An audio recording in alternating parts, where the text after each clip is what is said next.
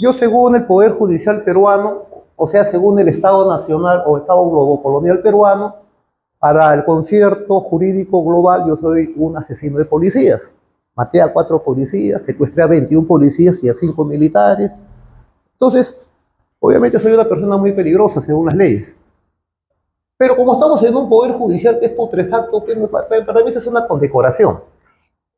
Pero, de todas maneras, a mí lo único que me endilgan para socavar la campaña es el asesinato de policías. O sea, tú eres un asesino de policías. Entonces, justamente la reunión de acá, y es con los abogados principalmente, pero es tanto trasciende que es importante que lo sepan compatriotas que, como los compatriotas que han venido del Cusco, del movimiento Pachacute, que están con nosotros, movimiento regional, y les doy la bienvenida. Y les he dicho que también estén presentes porque es necesario que también sepan. También está acá abogados como el doctor Ricardo Franco de la Cuba, que es mi principal abogado en este tema del crimen de Estado, ¿no? Está también la compatriota Carmen, que siempre me ha asesorado y me ha hecho una defensa siempre brillante, y está el compatriota Oscar Medelius, que también me ayuda bastante por su asesoramiento. Entonces, y también promociones, coroneles del ejército, que son de mi confianza entera y también están involucrados en el proyecto. Y también dirigentes del partido como Pilar, altos dirigentes, es como mi brazo derecho en el partido. Y otros compatriotas más. Entonces, lo que quiero acá demostrar con documentos, ¿por qué? Porque si nosotros demostramos o logramos anular esa sentencia, que se puede hacer, porque con los documentos que les voy a mostrar se puede hacer, se les cae todo el andamiaje. No tienen que decir nada. ¿Por qué? Porque provocaríamos un nuevo juicio. Y en ese juicio ya me defiendo en libertad y me voy a lucir. Y se va a saber la verdad. Ahora bien, yo les digo que cuando yo hice el andahuaylazo, nadie va a hacer una rebelión para matar policías. Una rebelión se hace para derrocar tiranos. Y apaga eso, ¿no? Para derrocar tiranos, no, no para matar policías. Ahora, cuando nosotros llegamos a Andahuaylas, aquel 1 de enero de 2005, nosotros llegamos sin armas. Porque muchos dicen los reservistas no tienen armas.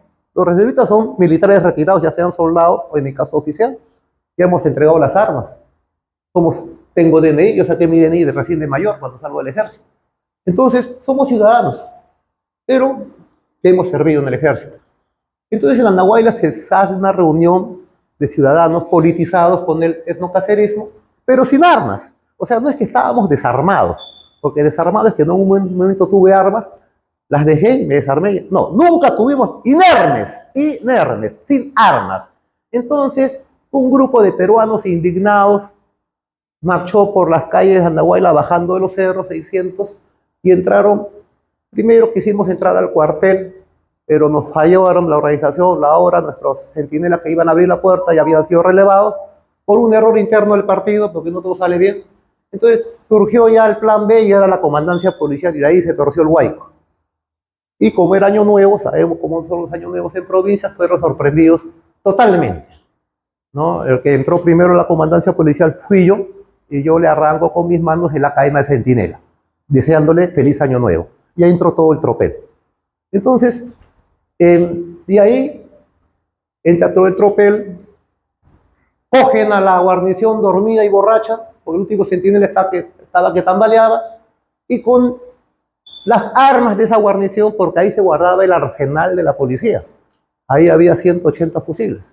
Han tomado los 180, bueno, salieron como 300 caseritas armados. Ya, recién ahí nos armamos. Recién ahí nos armamos. Y salimos de la comandancia policial, marchando por las calles de Andahuaylas, a capturar el cuartel ya con armas, ya no por sorpresa.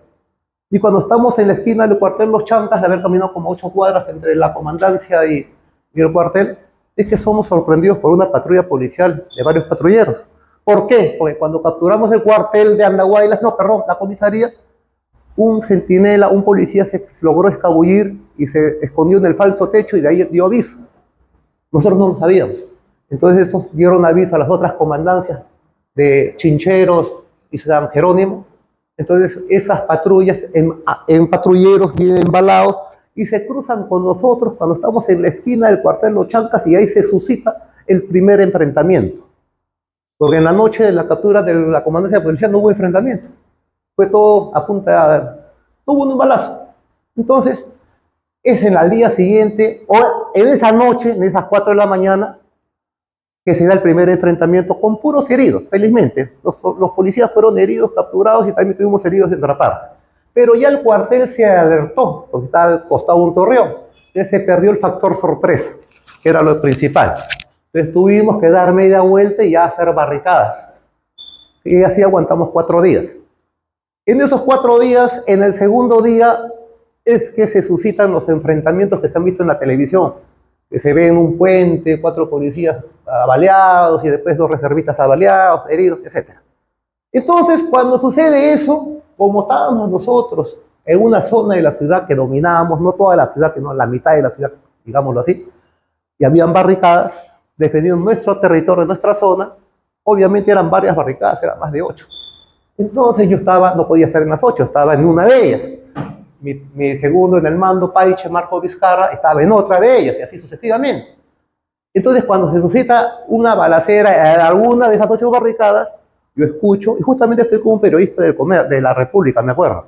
Escuchamos la balacera y nos desplazamos hasta esa barricada, y cuando llego a esa barricada ya estaban los 4 cadáveres tendidos a unos 200 metros.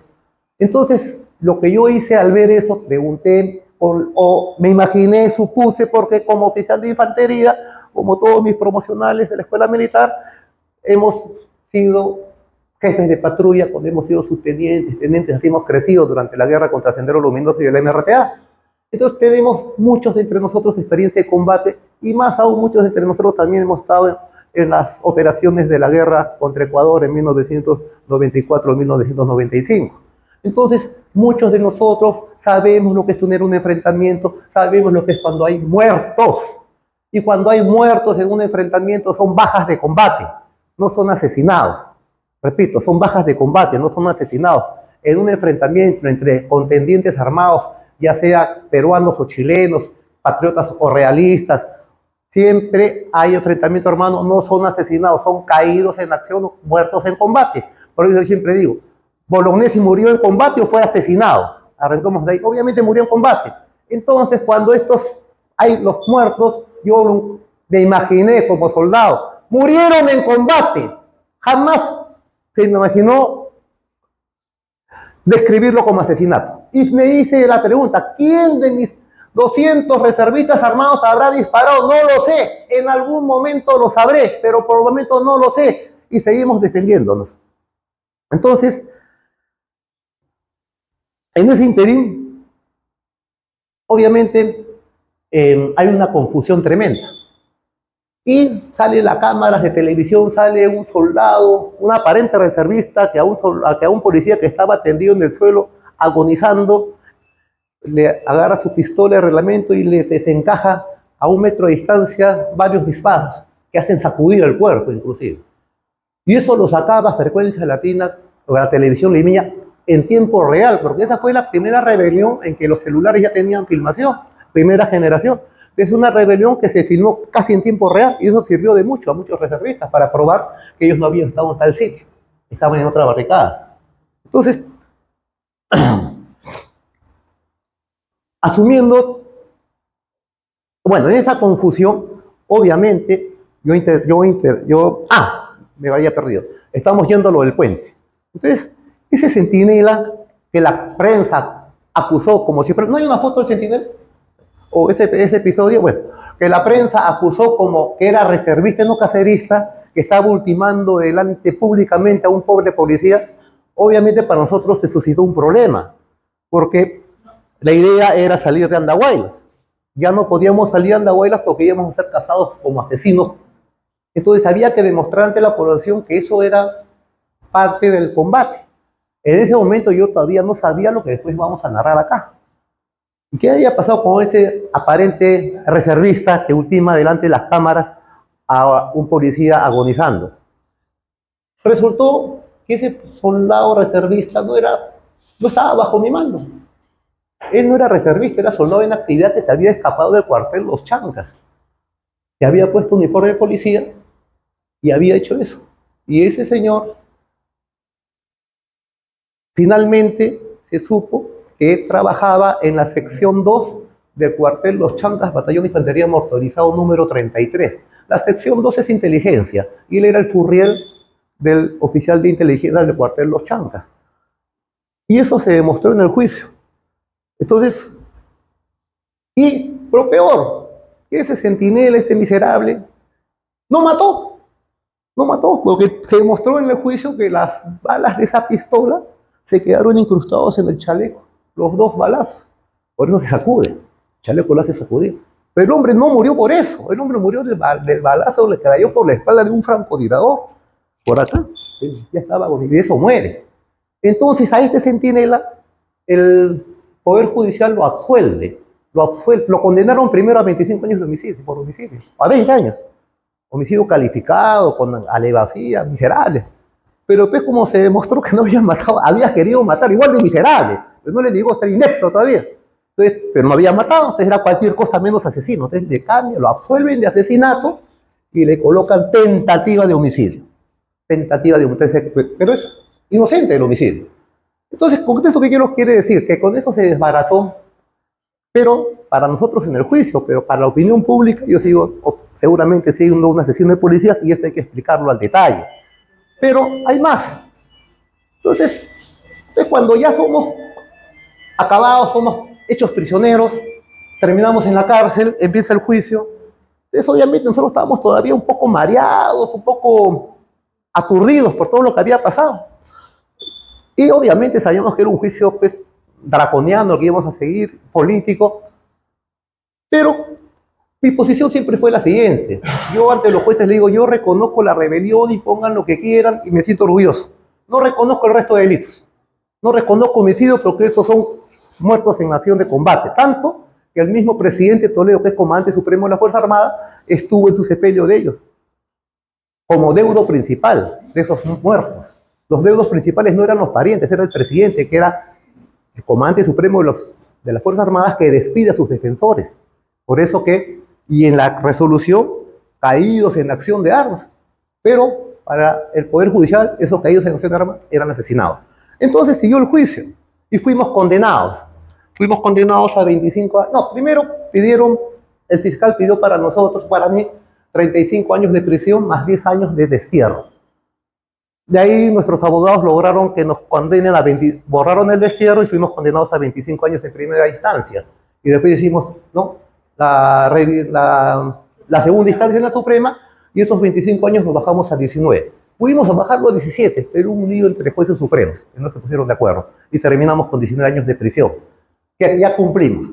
Entonces, ya cuando estábamos sentenciados, porque el cautiverio duró 18 años, el juicio habrá durado 9 años, al 10º año ya estamos recontra sentenciados, recontra refundidos en la cárcel y abandonados.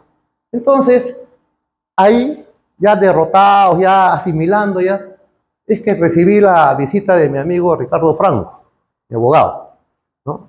Y Ricardo Franco me trajo bueno, no voy a narrar las circunstancias en que las obtuvo, que son también milagrosas, y que en algún momento con autorización de él lo podré contar. Pero lo concreto es que me entregó en la sala de abogados del penal de Chorrillos, donde estuve también, un file, un folder verde que decía Plan de Operaciones Andahuaylas 2005. Y al abrirlo encontré esto. Esto estaba en un folder verde. Esto no es, no, esto es verdad. Todo esto me lo entregó. Entonces, estos son copias, ¿no? El original está en la Corte Suprema y nosotros también tenemos nuestra copia certificada. Esta es una copia simple. Entonces, este es un choclón de documentos de clasificación.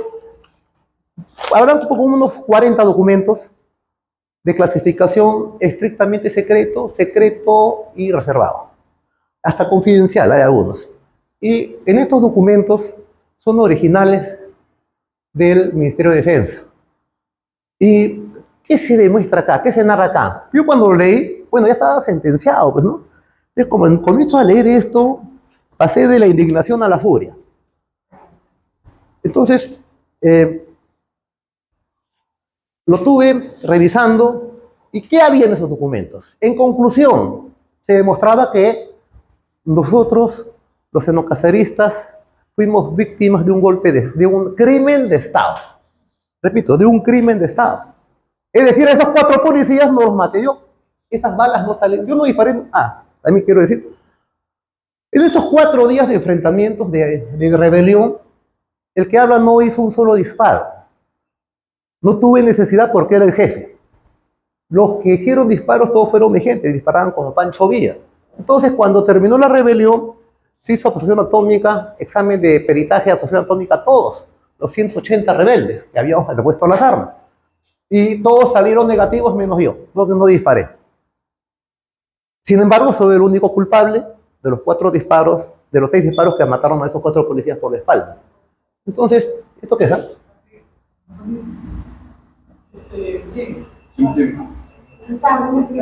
Ya. No, pero un ratito.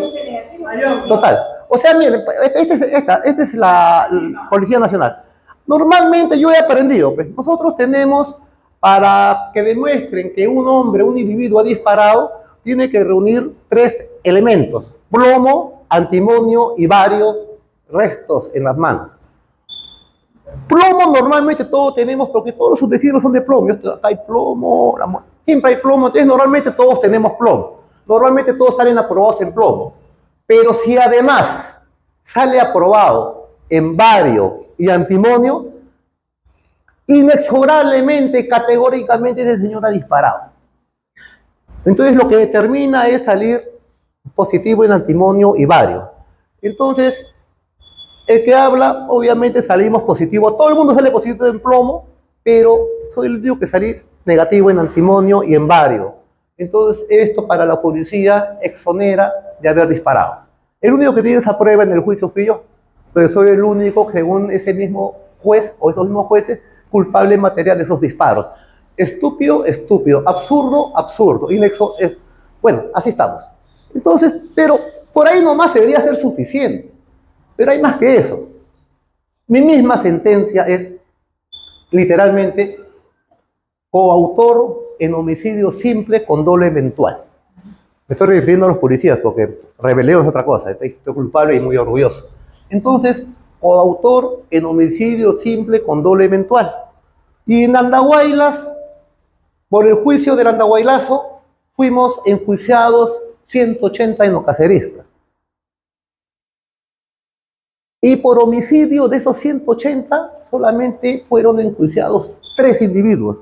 El que habla, el centinela y un reservista X.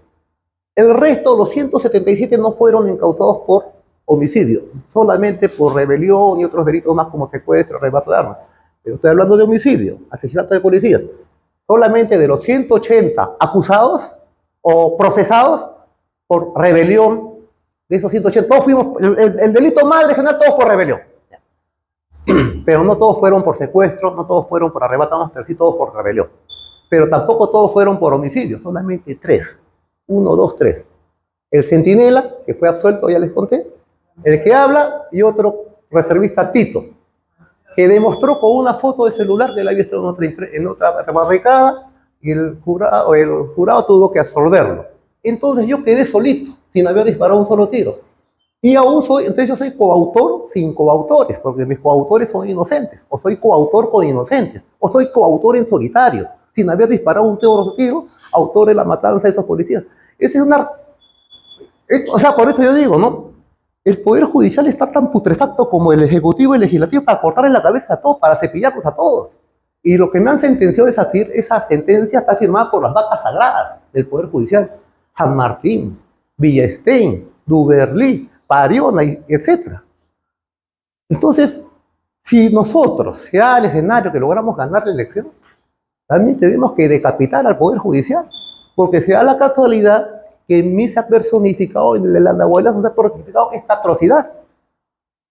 Entonces nos están dando todo en bandeja, cepillar, decapitar las 3 cabezas de los 3 poderes, si no, Perú no cambia, y lo vamos a hacer. Entonces, en buena hora que hayan dado esa sentencia tan pírrica. Bueno, entonces, en estos documentos que me llegaron, yo me di cuenta que los documentos son firmados por el alto mando del ejército peruano y algunos almirantes, porque también involucra el comando conjunto, todo lo que se escribió sobre el Andahuaylazo y toda la información que se le mandó al fiscal para que hiciera su teoría del delito. Y esta información que le dan al fiscal es totalmente irritante, totalmente falsa, totalmente falsificada. O sea, el Estado Mayor de las Fuerzas Armadas, del Ministerio de Defensa, del gobierno de Toledo y también de García, ha cometido delito, ha engañado al Poder Judicial y ha provocado la sentencia de 180 ciudadanos que no mataron a nadie. Entonces, en estos documentos, ¿cuál es el primer documento que me mostraron? Obviamente, con estos documentos, ¿yo qué hice? No sabía qué hacer, había sido sentenciado. Entonces me dijeron, mayor, pues a un sentenciado usted puede presentar un recurso de revisión. Entonces lo juntamos y lo mandamos como recurso de revisión. Y la Corte Suprema nos lo rechazó por tecnicismos, no por cuestiones de fondo. Entonces queríamos mandar nuevamente, pero de esto salí libre. Recuperé mi libertad. Entonces ahora lo tenemos. Entonces tenemos dos, y justamente ese motivo que estoy con los abogados. Lo tenemos el material, pero ahora no sé si lanzarlo como un segundo recurso de revisión o como una demanda, una denuncia, no sé si corresponde el término, por crimen de Estado, que no está en el Código Penal. En el Código Penal no figura crimen de Estado. Crimen de Estado es cuando el mismo Estado asesina a sus servidores para obtener réditos políticos, como sucedió en Andahuaylas y como también sucedió en la Marcha de los Cuatro Suyos, porque acá suceden a menudo, frecuentemente. En la Marcha de los Cuatro Suyos, acuérdense que matan a 6 servidores del Banco de la Nación, los dinamitan, y en ese momento le echaron la culpa a los líderes de la Marcha de los Cuatro Suyos, entre ellos este impresentable de Toledo. En ese mismo tiempo nadie sabía quién era Toledo, ciencia cierta. Y Toledo se la pica a Argentina, porque lo habían acusado de homicidio. Y recién regresa cuando cae Fujimori. Y ahí se supo la verdad, que era el CEIN, o sea, el Estado, ¿no?, quien había dinamitado el Banco de la Nación. O sea, es el Estado que mata a sus servidores para denigrar a los líderes de una acción política. Esto sería también en Andahuaylas. Entonces yo ya he pensado en la cárcel, uno mucho piensa, ¿no te digo? Uno mucho piensa. Entonces yo me digo, claro, pues a Toledo le habían hecho, pues, que había sido víctima de un golpe, de un crimen de Estado, le habían indicado muertos, le habían enchufado muertos. Entonces seguramente subió la presidencia creyendo que eso es normal, que así se hace. Entonces cuando surge el Andahuaylazo, porque un movimiento, un loquito por ahí lo amenazaba, le decía todos los días Samba Canuta, corrupto, y lo amenazaba con fusilar por corrupto y traidor. Y sabemos ahora, porque entonces no se sabía lo del abajato, pero ahora se saben fechas, que 7 semanas antes del Andahuaylazo, 6 semanas antes del Andahuaylazo, ahora se sabe, en una suite del Hotel Marriott en Río de Janeiro, se reunieron Alejandro Toledo, Joseph Maiman, Avidan Om y Jorge Barata para pactar la coima de 34 millones por la Interoceánica del Sur.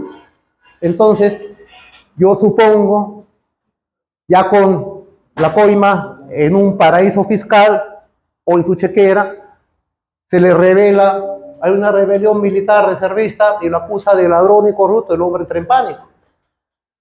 Y obviamente, él es el único que pudo haber dispuesto un crimen de Estado. Porque para que un francotirador, como se va a demostrar acá, apunte a un policía y lo mate por la espalda, tiene que recibir una orden. De eso no lo hace ni de vaina solo. Podrá matar a un enemigo, a un reservista en ese momento, a un cacerista, pero un policía, fuerzas amigas, eso es crimen de Estado. Entonces, ahí, ese francotirador tiene que recibir una orden. Y siguiendo la cadena de mando, el único que podía dar la orden a Otto Gibovich, que estaba al mando de las fuerzas de la primera brigada de fuerzas especiales, o a Williams, que era jefe de la primera región militar y no sé qué hacía ahí. Bueno, el único que podía dar es la orden a estos señores para que estos, siguiendo la cadena de mando, llegaran hasta el francotirador que dispare a estos policías.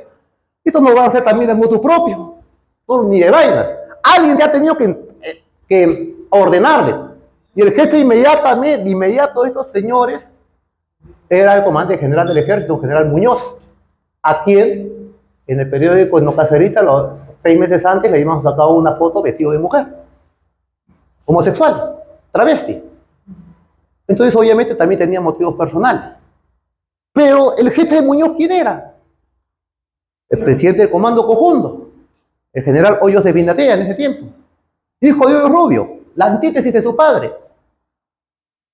Y a ese señor, ¿quién le mandaba? El general Roberto Quiabra, que era ministro de Defensa. ¿Y Roberto Quiabra con quién podría hablar? El premier, que era Carlos Ferrero Costa, que a su vez era el hombre que mandaba en el Ejecutivo, era el traductor de Toledo.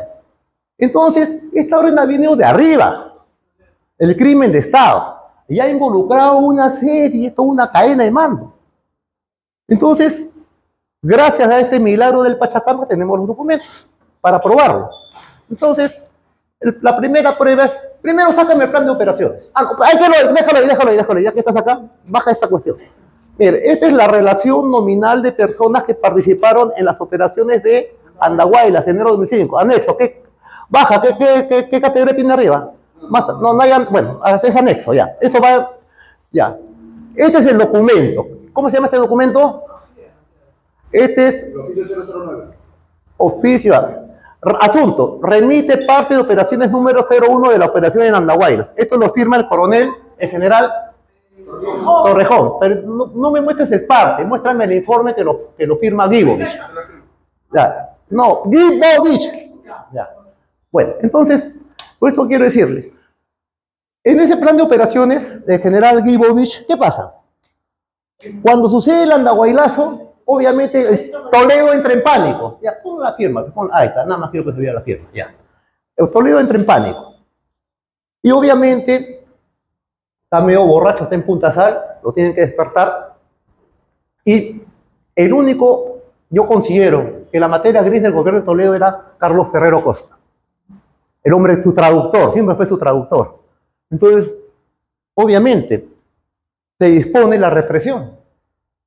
Y la unidad más operativa que tiene el ejército peruano es la primera brigada de fuerzas especiales acantonadas en Chorrillos, lo que era antes la división aerotransportada.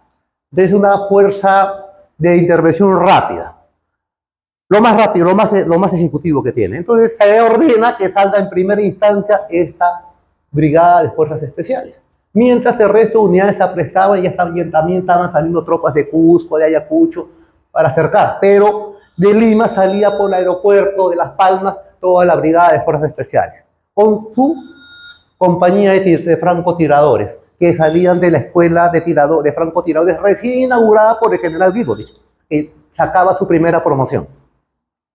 Entonces, estos viajan, obviamente, por órdenes supremas que tienen que embarcar en Las Palmas, y toda esa brigada viaja por vía aérea y llega a Andahuaylas. La división blindada de RIMAC también mandó tropas, pero las manda por tierra. Primero llegaron las brigadas de fuerzas especiales, mientras también tropas de otras regiones comenzaron a acercar. Y este informe de general Gibovich, ¿qué fecha tiene? Pon la fecha, por favor. Un poquito, la fecha, bájalo un poquito, es importante la fecha, es muy importante. Aquí está. Las Palmas, 01 de enero 2005. Ya. No mandes el esquema de plan, mándame el plan de operación. Bueno, entonces, el plan de operaciones de Gibovich, quiero ver la fecha. Ya. Entonces, ¿qué pasa?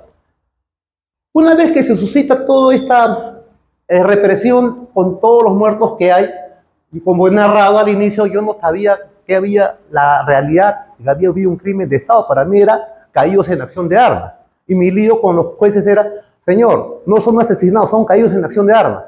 Es diferente. Pero los jueces no tienen cultura militar. Entonces, acá, en este plan de operaciones, ¿lo puedes poner, por favor? Ya. Este es el esquema de plan. Bueno, mejor apaga eso. Ya, el plan de operaciones que hace Gibovich tiene fecha 16 de enero. ¿Por qué? Porque la brigada tuvo que regresar y bueno, el 16 de enero él hace el informe. Él informa a su superior, que a su vez este informe va a la fiscalía, diciendo qué ha pasado en Andahuaylas. Porque si yo estoy fiscal, tengo que hacer una teoría del delito y tengo que pedir la información a los que participaron, fuerzas del ejército, de la marina, lo que sea.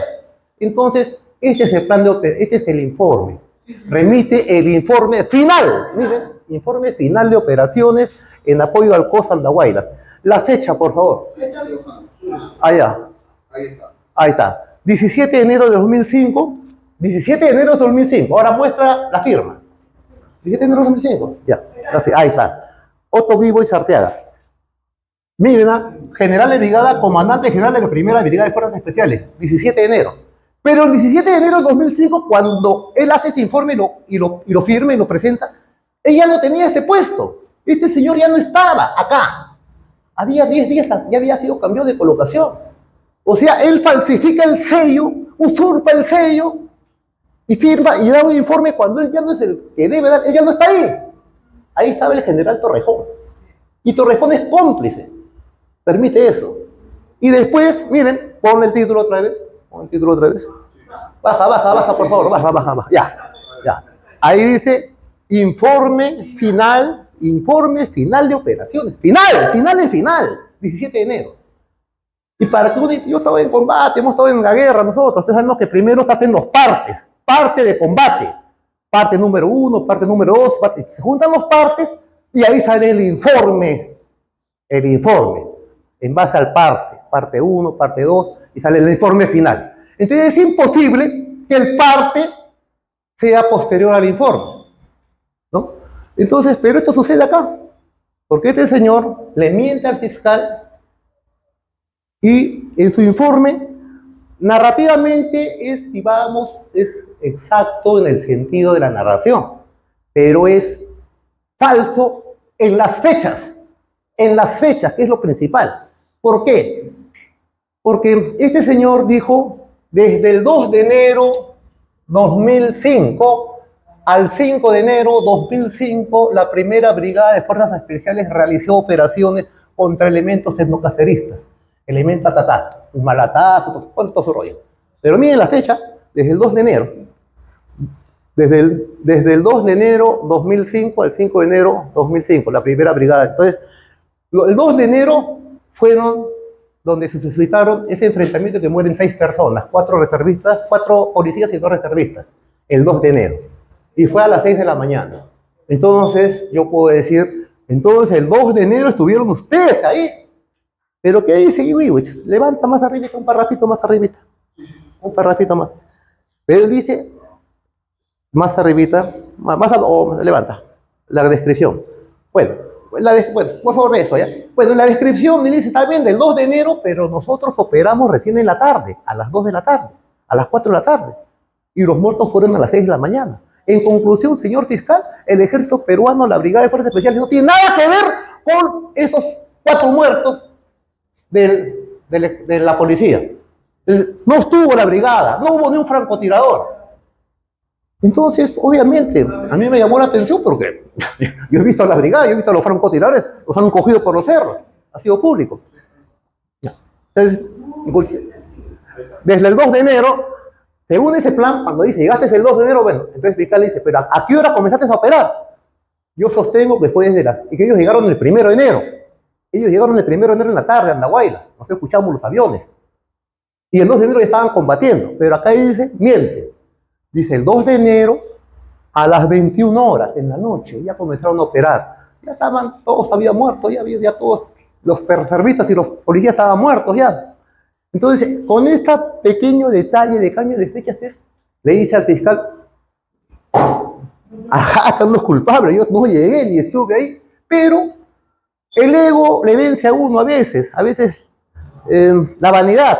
Entonces, ya cuando él se sentía, ya nosotros estábamos bien soterrados, este señor le manda una carta a César Hildebrand. Y le dice categóricamente, por si acaso, señor Hildebrand, participé en Andahuaylas desde el primer día de enero de 2005 hasta con recuperar la tranquilidad de la zona junto al general Williams. Se le escapó. Pensó que la carta, y nosotros la rescatamos. Está en uno de los párrafos.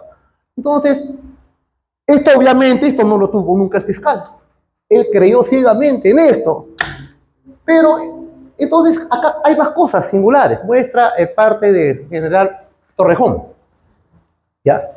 Entonces, sí. Ahí sería bueno que hagas mención de que Williams tenía el puesto de comando. Ah, sí, sí, sí, a eso voy. Bueno, voy a hacer mientras vas colocando, bueno, hay una situación que ustedes deben saber. Normalmente, cuando hay operaciones militares, un capitán va con su compañía, un comandante con su batallón, un general con su brigada, etcétera. Si ese oficial que está al mando, porque solamente puede ser un oficial al mando, no puede haber dos oficiales al mando, va contra el principio de unidad de comando, un solo jefe puede haber. Entonces, cuando va un oficial al mando, supongamos en Andahuelazo le dice el comandante supremo de la Fuerza Armada, vía el ministro de Defensa que era Roberto Quiabra, le dice a Guiboich, señor, usted se va con su brigada a develar la rebelión en Andahuaylas, vaya usted. Entonces, el general al mando, en este caso Guiboich, puede pedir refuerzo, porque él puede estimar que con lo que tiene, hombres y material y armamento, no es suficiente para la misión. Entonces, él tiene la potestad de decirle a su superior, ¿sabe qué? Mi presidente, señor presidente, mi general, lo que sea, le pido refuerzos. Entonces el general le va a decir, o el presidente, ¿qué refuerzos quieres? ¿Quieres tanques? ¿Quieres que te refuerce con morteros? ¿Con más tropas? Eso tiene que pedir. Él no va a decir, ¿sabe de qué? Yo soy general y quiero que me refuerce otro general. O yo soy capitán y en vez que me mande más soldados y más morteros, quiero que me refuerce otro capitán porque es mi amigo y me siento bien con él, me hace sentir bien en la noche, o lo que quiera, ¿no? Entonces, hasta se presta para otras cosas. Entonces, el refuerzo que pidió Guibovich no fue de me manden tanques de la blindada, me manden helicópteros de la aviación. No, no. Él pidió que me refuerce el general Williams. ¿Y quién era el general Williams? Estaba en otro sitio, tenía otra chamba. Él estaba en la frontera norte, estaba al mando de la primera región militar, que es lo que es Piura. Entonces tuvieron que desamparar al jefe de la primera región para llevarlo a él de refuerzo, sería pues su talismán de Gigovich. Esto es muy sospechoso, muy raro, inusual, nunca se da. ¿Y qué pasa? El segundo al mando de Gigovich era un coronel, ¿cómo se llamaba? Hugo Robles del Castillo. Comando, estuvo en Chavín de Huanta, ya murió en el COVID. Entonces Hugo Robles, que era el segundo jefe, hizo un documento público en el que decía que cuando hubo el Andahuaylazo, a él no le avisaron nada, haciendo el segundo jefe. Y no se hubiera enterado de que la brigada se iba, así que por casualidad que vivía en la villa, acostumbraba los domingos en bicicleta a pasear por la brigada. Y ahí vio todo el movimiento, todo el apresto. Y preguntó, ¿qué está pasando? Dice el segundo jefe, yo no soy nada. Jefe de operaciones. ¿No? Y era que se iba y Guibovich le dijo, no, tú te quedas. Me lo llevo. Entonces, Robles observa, a mí me pareció todo inusual. Una desesperación. ¿Y qué hacía Williams acá? ¿Qué hacía Williams? Entonces, nosotros tenemos que hacer un examen sobre Williams. Williams, cuando mi promoción nos éramos subtenientes en el ejército, estábamos en la zona de emergencia, Williams era capitán, era nuestro capitán. Y trabajaba en el 1985 en la compañía Lince en Ayacucho. Y en esa compañía Lince había un subteniente, dentro de los 4 o 5 subtenientes que había, estaba el subteniente Telmo Hurtado. Y esa compañía Lince, con ese subteniente Telmo Hurtado y otros subtenientes más, en agosto del año 2005, cuando recién empezaba el gobierno, el primer gobierno de García, hubo la masacre de la comarca. 77 campesinos masacrados, hombres, mujeres, niños y ancianos, en un centro comunal de esa aldea, donde fueron asesinados, acribillados y encima les metieron granadas. Bueno, el jefe de todos esos subtenientes que cometieron esa barbaridad era el general Williams, en ese tiempo capitán Williams, compañía Lince, Los Cabitos, Ayacucho, 1985. Entonces, esa es la catadura moral de este señor. Como que también estuvo en la recuperación de la embajada. Y como saben, en la embajada del Japón, que fue un operativo excelente, muy bien hecho por las Fuerzas Armadas del Perú, hubo un asesinato o dos extrajudiciales. Un MRTista logró escapar con vida y fue capturado con vida delante de testigos. Y apareció con el cráneo destrozado. O sea, fue asesinado porque ya había terminado el combate. Entonces, y fue asesinado con las manos amarradas.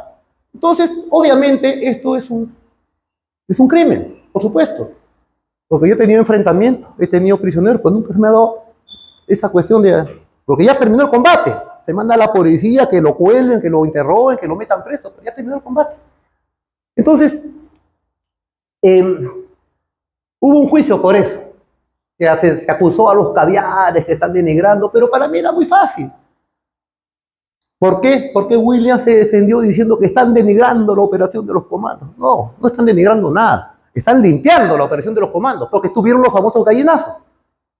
Gallinazos como el coronel Guamán y otros más. Entonces, la posición de Williams, que estuvo al mando del operativo, fue hacer causa común con los gallinazos de Montesinos y de Guamán. Y arrastra a todos los miembros, todos los comandos de ese operativo en eso, que cierran filas con él. Y se autoasumen que son perseguidos, pero no son perseguidos de nada. Están citados como testigos. Ya no hay persecución de nadie. Y lo otro es simplemente un asesinato extrajudicial que los xenocaceritas nunca hemos hecho y no permitimos. Entonces, esa es la posición de Huila. Y después ya sabemos que fue presidente del Congreso. Entonces, retornando al caso de Andahuaylas, esto demuestra que los actores del Andahuaylazo seguimos vigentes en la política. Quiabra, Williams, el que habla, Toledo, etc. Bueno, entonces, entonces, ¿qué pasa? Hugo Robles de Cornell se pregunta eso y narra lo siguiente, que cuando él está caminando por el Pentagonito se le acercan dos francotiradores que están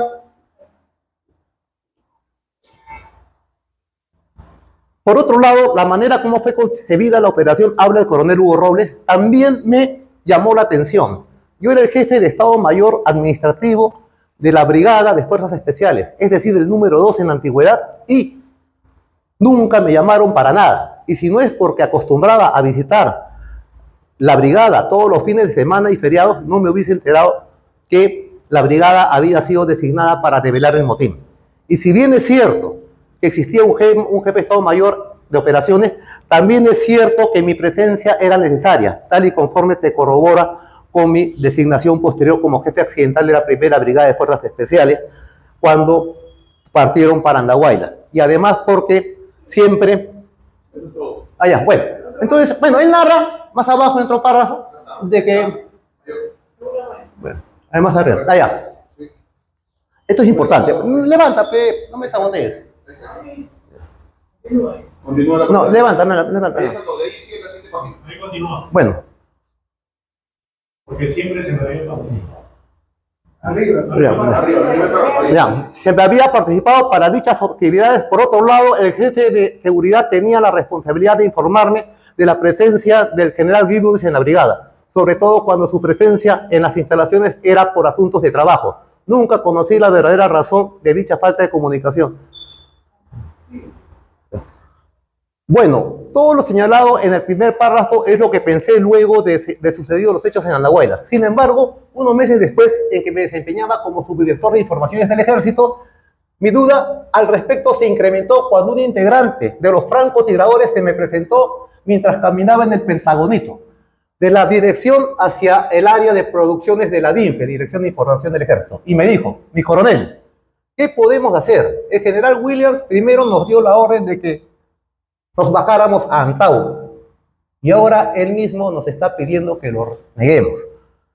En realidad fue tan rápido que no me dio tiempo para darle una respuesta, porque me dejó perplejo, y lo único que atiné a decirle es que me busque en la subdirección de información, señalándole la dirección de mi oficina.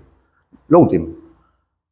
En la actualidad, conociendo un poquito más sobre los perfiles de los generales Williams y Gibbons, parece que el panorama se aclara un poco en ese sentido. El primero ha expresado en el juicio que se le sigue por asesinato en el caso Acomarca, y esto es bien importante, que si bien es cierto, él fue jefe de la compañía Lince, su misión principal fue el de ser jefe de patrulla, al igual que el subteniente Telmo Hurtado, y la jefatura de la compañía solo la cumplió como tarea secundaria, de manera administrativa. Y cuando se le preguntó si los soldados estaban en capacidad de negarse a cumplir una orden de su jefe de patrulla en operaciones, dijo que sí. O sea, se echa aceite y deja abandonados a los subtenientes de Acomarca. Él era culpable, él es el jefe de los subtenientes que hicieron esa atrocidad, pero los dejó en la cárcel, los dejó hasta ahora presos, y él se limpió con aceite. No, exacto. Y ahí hace algo parecido en Andahuaylas. Entonces, otros documentos. Entonces, ¿qué pasa? ¿No? Acá, ponme la relación de participantes de los francotiradores, todos. Ya. Entonces acá, en este documento, Leibovich, como todo documento, es un informe a un fiscal, es un informe al comandante, al ministro. ¿Sí? Entonces tiene que dar aparte la relación de todos los que participaron de la brigada, con nombres y apellidos y número de armamento. Entonces él pone de orden de antigüedad y él pone, no, esto no lo ha puesto, este no es de Williams, este no es de Leibovich, este es de Torrejón. Ponme de Leibovich, por favor. Ya. Entonces, ¿por qué hago esa diferencia? Porque Leibovich hace el informe final de operaciones del 16 de enero cuando no tenía ni un puesto, tenía otro puesto. Él usurpa el nombre, hace falsedad ideológica, ¿no? Y al final de su informe, él coloca la relación de participantes y pone Otto Leibovich y después al capitán, suboficial, mayores, todos los que... Pero no lo pone a Williams, no lo pone, porque lo está cubriendo. Pero ¿qué pasa? Cuando un mes después el general Torrejón hace el parte, o sea, mira, el general, primero es el informe y después es el parte, cuando es al revés. Entonces el general Torrejón, que ya asume el cargo, hace el parte, ¿no? Pone la relación de oficiales, pero él sí lo pone a Williams. O sea, eso se le escapó a Leibovich. Decirle, oye, no lo pongas a Williams. No, Torrejón, este es de Williams, dame de Torrejón, la relación de Torrejón. Ya. Este es la relación que el mismo operativo, que ya no lo hace el general Williams, sino el general Torrejón, que llegó después. Y él pone la verdad. ¿Quiénes participaron? Y lo pone al general Williams, general de división, el más antiguo de todos. Más antiguo porque Leibovich es de brigada. O sea, Williams estuvo al mando. Igual que en la comarca se echa grasa y lo deja Leibovich y el resto de francotirador. Él es su estilo. Hizo en la comarca, también se echó grasa y lo echó a subteniente Hurtado y a otros subtenientes más. Entonces es un tipo nefasto y peligroso. Bueno, entonces vayamos a otro documento. Ahí también hace hincapié de que Williams pertenecía a la primera región militar, que no tiene absolutamente nada. Lógico. Ya, entonces, ¿qué pasa? Entonces, ahí cuando me llegan esto, entonces pero acá hay algo más. Ya, por favor. Pásame el video del ministro Basombrío. Entonces, ¿qué pasa? En el Andahuaylazo, yo me acuerdo que presidente era Alejandro Toledo, premier era Carlos Ferrero, ministro de Defensa era Roberto Quiabra, y viceministro del Interior, no me acuerdo quién era el ministro del Interior, que era Arreategui, si no me equivoco. Viceministro del Interior era este señor, Carlos Basombrío Iglesias, furioso antietnocacerista. Entonces, este señor, al año siguiente, cuando se conmemora el aniversario de los mártires del Escuadrón Verde de la Policía fallecidos en el Andahuaylazo anterior, que había sucedido un año después, y lo hacen como una ceremonia, porque los policías muertos pertenecían a una unidad de la policía llamada Escuadrón Verde. Entonces, para esa unidad de la policía llamada Escuadrón Verde, que tiene su cuartel, obviamente ellos son sus primeros héroes, ¿no? Entonces ya les da todos los tales fechas, va el ministro, va el jefe de la policía, y en el cuartel de la policía hace una ceremonia, y es una ceremonia oficial. Entonces en esta ceremonia oficial que fue transmitida por RTP, Radio Televisión Peruana, es un documento oficial entonces, el ministro de entonces hace esta revelación, por favor. Nunca olvidemos quiénes nos asesinaron. Nunca lo olvidemos. Asesinados a sangre fría y parados desde las alturas de los cerros sin que ellos tuvieran ninguna posibilidad de... Ya, ahí nomás. O sea, asesinados salvajemente por la espalda por francotiradores apostados desde las alturas de los cerros. Entonces, esto para mí es valiosísimo. Porque según el informe de Leibovich, en las alturas de los cerros están las patrullas de francotiradores con nombres y apellidos. Los cerros, Guayhuaca y Guayrapata. Y según la realidad, y según el mismo plan, los etnocaceristas están en la parte baja, están en la comandancia policial, en las barricadas. No hay un solo etnocacerista en los cerros. Entonces, si lo está diciendo el viceministro del Interior. Entonces, miren, por ejemplo, La patrulla, ¿dónde? Este es lo de vivo, ¿viste? Ahí está, informa, llegamos el 2 de enero, o sea, miente con la fecha, pero la narrativa es cierta, ¿no? En Andahuaylas, ya. La ubicación de las fuerzas, el 2 de enero a las 21 horas, o 9 de la noche. El 2 de enero a las 9 de la noche del 2005, las patrullas Gurko y Adrián del batallón de comandos número 19 se desplazaron por las elevaciones. Este es del cerro Guairapat, este es uno de los cerros, el otro es el Guayhuaca, al cual se encontraba aledaño a la zona urbana de la ciudad hasta llegar a la altura del local policial incursionado por los etnocanceristas. Estamos abajo nosotros, ellos están en el cerro. Lo firma Gibovich y lo dice Basombrío. Entonces, está más claro que el agua. Ahora, el otro cerro, la otra patrulla, al llegar a pendiente, esta es la patrulla Gurko, la otra patrulla, al llegar a pendiente del sur, cerro Guayhuaca, los únicos dos cerros que rodean Guayhuaca. Entonces está establecido por boca de estos señores. Entonces, mire todo lo que hay. La captura mayor. ¿Ah? Captura. F. Acá. Sí. Entonces acá, como los margotríes están ahí, agazapados en las alturas.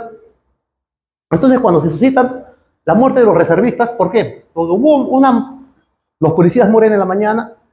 Entonces sucede dentro de las 4 muertes la muerte, este episodio de este centinela, este infiltrado del servicio de inteligencia que se hace pasar por reservista y trata de matar a un policía y no lo mata porque lo hiere o no, nada más se queda en el chaleco y ese policía había muerto del balazo del francotirador, ya estaba agonizando. Entonces, pero en ese momento no lo sabíamos, las cosas se hacían muy rápido.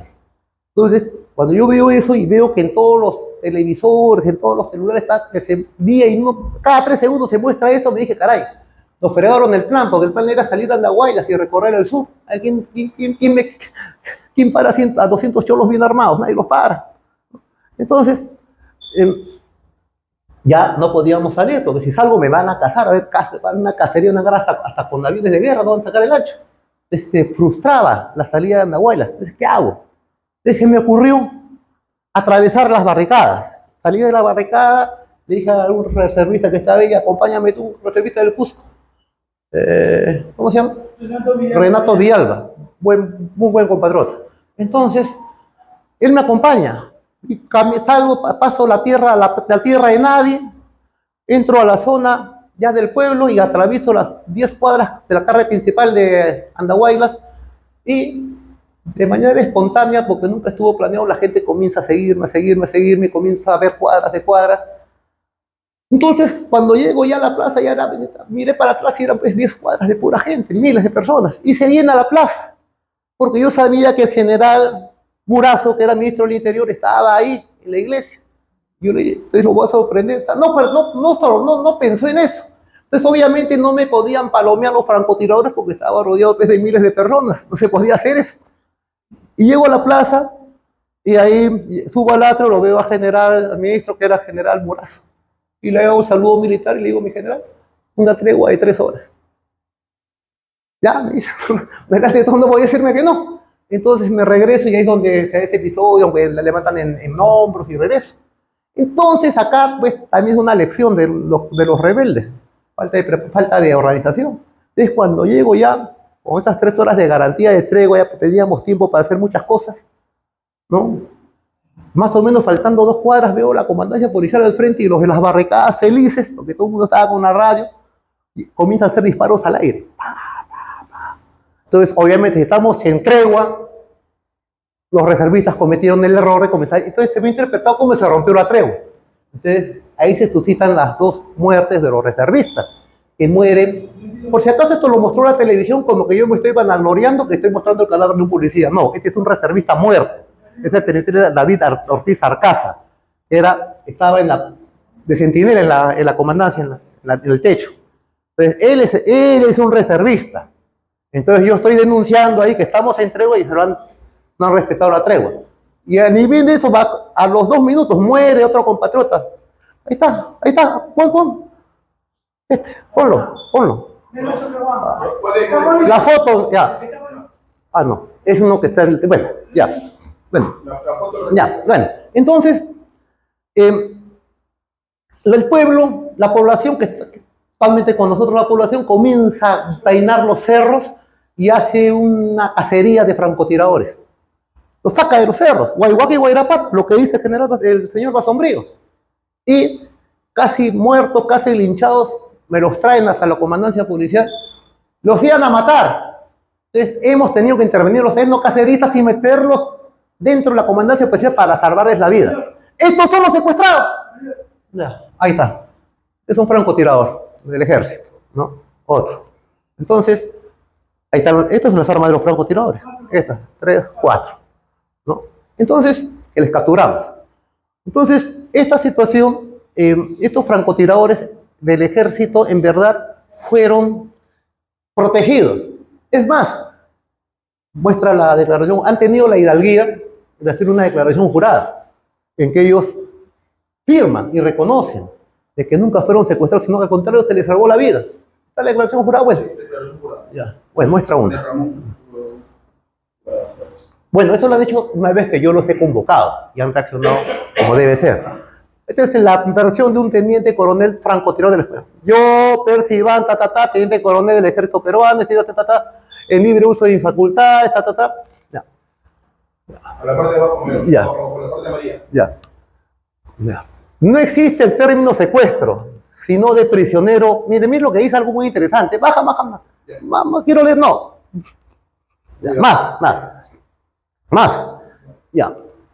Declarado que en los sucesos acaecidos en los primeros días de enero de 2005, Andahuay, la rebelión etnocacerista, el suscrito participó en su develación encuadrado dentro del contingente de francotiradores de la Brigada de Fuerzas Especiales, que se ubicó en la ladera del cerro posterior a la comisaría. No sé, Guayhuaca. Fue el 2 de enero, por la tarde. Mire, el 2 de enero por la tarde, y este mentiroso Gibbs dice el 2 de enero en las 21 horas.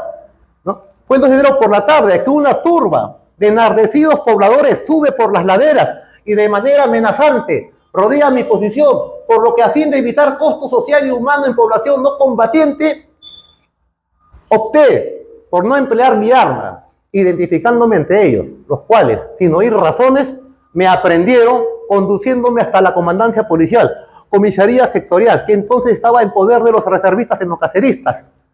Conjuntamente con un francotirador más del ejército fuimos agredidos y entregados por la turba de pobladores a los reservistas del mayor Antauro, el cual al rato se presentó y viéndonos así, golpeados y desarmados, decidió, luego de despedir insistentemente a la turba, dispuso ubicarnos en una de las instalaciones de la comisaría, permaneciendo dentro de ella, dado que afuera nuestra integridad era amenazada por la turba, hasta que los rebeldes entregaron las armas a consecuencias de las tratativas ante la autoridad gubernamental.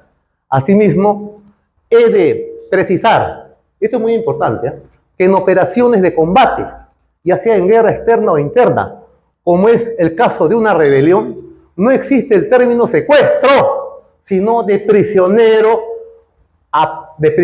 Código Militar Policial.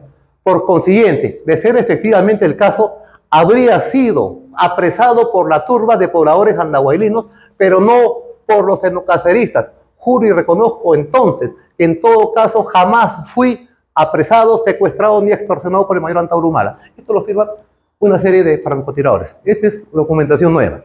Entonces, seguimos. ¿Ya? Entonces, acá, con esto yo qué les quiero decir, porque la documentación podría estar 2 horas y le seguimos sacando más documentos. Son los documentos originales, estrictamente secretos, ¿no? Que muestran, primero, el ocultamiento de un crimen de Estado, el ocultamiento del asesinato de 4 policías por la espalda, efectuado por el general Williams como principal responsable y el general Gibbovich, en complicidad con el general Roberto Quiabra, ministro de Defensa de entonces. Entonces, para mí, entonces, ¿qué pasa? ¿Esto por qué es importante ahora? Porque ahora que estamos inscritos y que vamos a postular y vamos a presentarnos en la campaña electoral del 2026, lo único o el principal argumento que podrían tener para dañar nuestra campaña o también nuestra misma postulación, este es el compatriota, los compatriotas etnocaceristas que murieron. Levanta esta acá. ¿no? Es parte del recorte, digamos. Ya, bueno, ya. Bueno, entonces, lo único que tiene, digamos, el contrincante, el enemigo, es esto de acá, para sacar la ley Antauro. La ley Antauro que pretenden sacar y ahora ya se inició la primera legislatura, están decididos, ya la han sacado del archivo, se va a discutir. Pero felizmente necesitan doble votación, o sea, primera y segunda legislatura. Nos da tiempo. ¿Para qué? Justamente y aquí están los abogados, está el doctor Franco, ¿no? Para ver qué se hace, ¿no? Entonces entiendo que vamos a presentar una denuncia, ¿no, Ricardo? ¿Ya? Entonces, con este material, pero ¿esto para qué nos sirve? Porque si logramos presentar esta denuncia y logramos, y le tenemos que definir si lo presentamos nuevamente como recurso de revisión, porque entiendo que un recurso de revisión es rápido. Si hacemos una denuncia, o hay primera instancia, segunda instancia, es muy lento, entiendo yo, ¿no? Entonces, esa es la situación, hay que decidir ya. Pero lo principal es que si logramos que se sepa esto,